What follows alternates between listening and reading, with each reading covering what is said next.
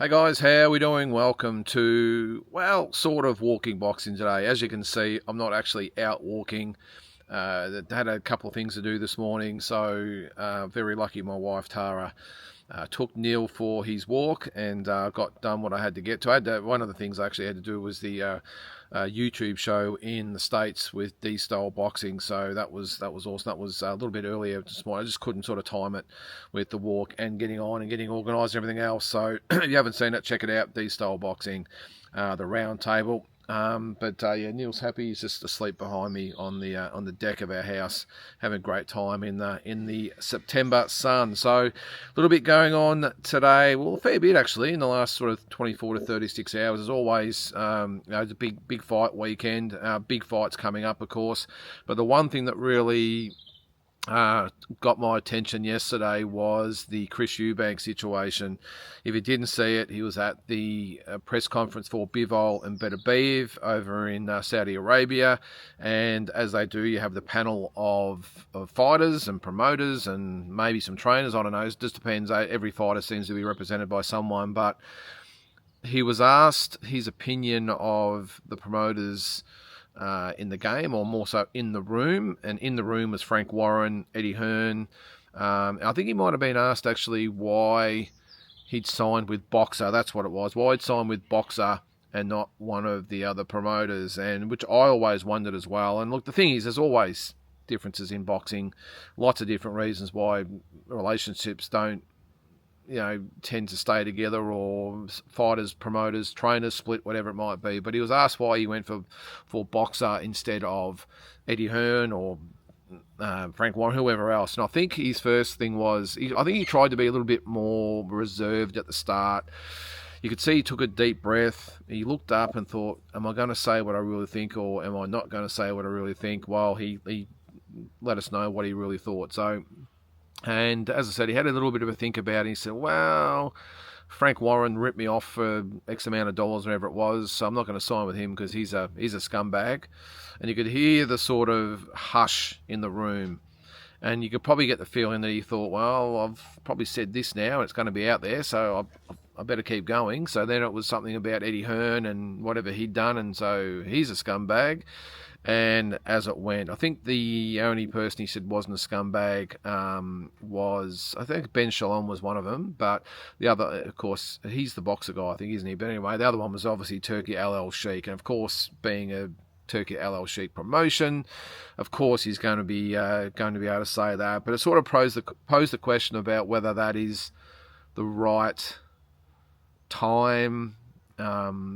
I probably don't think so. Look, at the end of the day, he was asked an honest question, and he answered honestly. I mean, that's all he can really do, can't he? But I was sort of taken aback, and I think everyone else is that those guys were actually in the room, and Frank Warren was actually standing directly behind, or sitting directly behind him, and he actually had a little bit to say during the little tirade that he had, and I couldn't quite understand or hear exactly what he was saying, but it was quite amusing. I think everyone got a little bit of a kick out of the fact that Chris Eubank was saying what he said, but yeah, as far as being the right place, right time, all that sort of stuff, I don't think so. I think that probably would have been the right time would have been maybe in a different sort of environment, not with a lot of people watching, and of course the actual subjects in attendance as well. So it was amusing for everyone, but I think in hindsight, and I think actually Chris Eubank did actually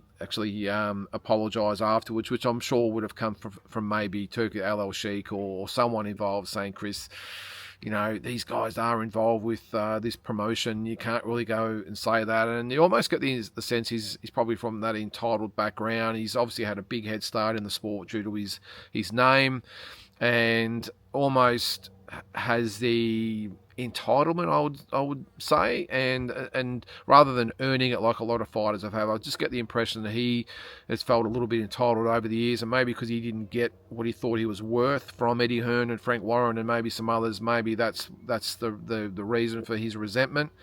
But I just think, look, Frank Warren and Eddie Hearn, look, I'm sure they're no angels, just like Oscar De La Hoya or Bob Arum or any of these guys are or have been. So I get that, but I just think he's a little bit naive in his dealings in the boxing industry. It's not that easy, and he, as I said, he might have thought he was entitled to something and didn't get it. And but geez, Bob Arum, Eddie Hearn, Oscar De La Hoya, Frank Warren have done so much for the sport of boxing. There's certainly no angels, don't get me wrong, but I just don't think that was the, as I said, the time and place to go on like he did. But as I said, he did apologise, which is good.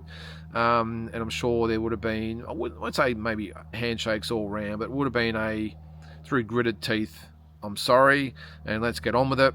And I thought Eddie Hearn actually handled the situation quite well. He just sort of sat there and smirked and stroked his shoulders. I'm sure he's heard it all before from different people.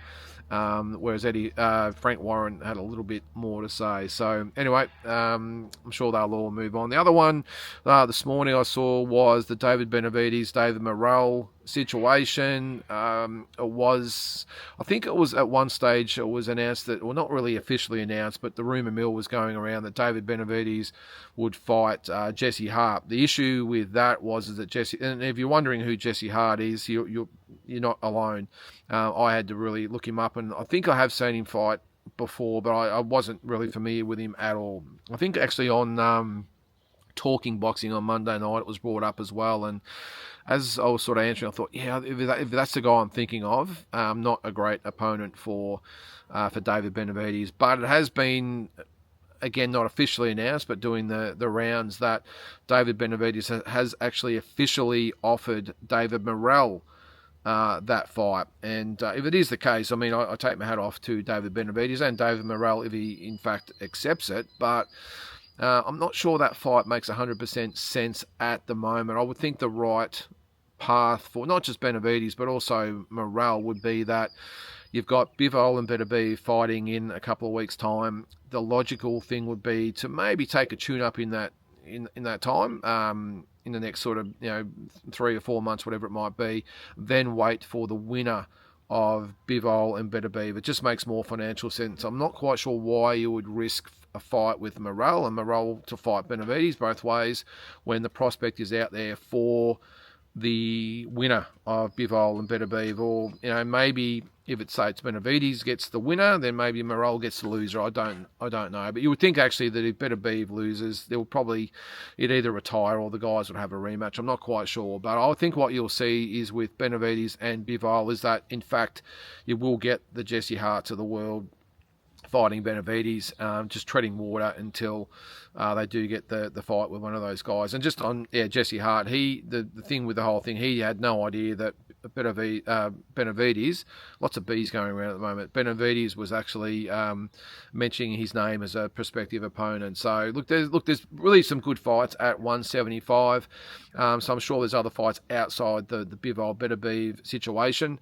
But as I said, I just got a feeling that Benavides and Morrell won't fight for, I wouldn't have thought, for 12 to 18 months, maybe even 2 years, while they both gather titles and have other fights in between. But that, to me, after lots of B's, Bivol and Benavides situation is over, you would think that Morrell and Benavides would be the two that will step up and take charge of that division. Another thing that's again not official but has been doing the rounds is that Tszyu has said in an interview that he would like to go again in December. Now, don't forget he's fighting October 19th or 20th here in Australia.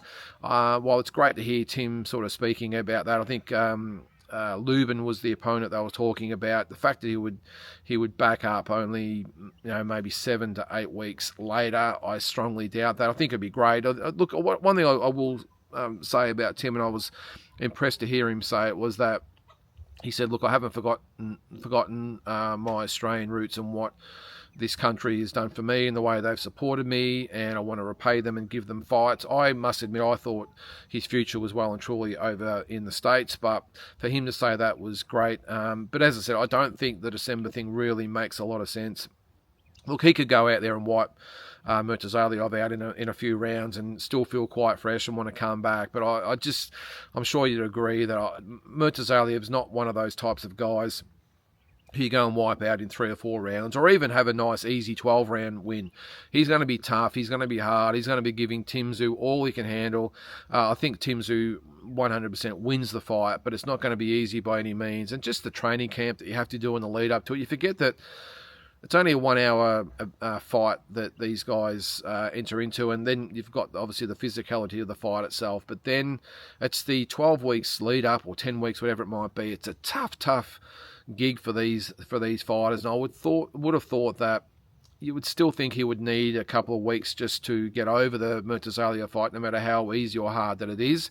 Even if the fight's easy, the fact he's got to get over a 10 or 12 week camp has to be factored in as well. And I think if he does take a couple of weeks off, it really only leaves a 6-week lead-in time. If anyone can do it, I'm sure Tszyu can, but the only way I could possibly see that happening if he goes out and wipes Murtazalia out in a round or two and doesn't feel too bad at all. But great gesture, but I would think Tszyu would probably more so look to fight in maybe, I'm probably thinking March or April next year.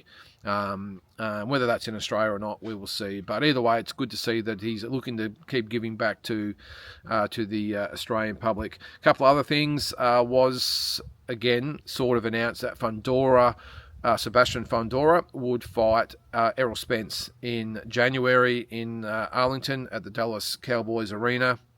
That's actually been refuted a little bit today by Samson Lukovic. He's Fundora's promoter, manager, whatever it is.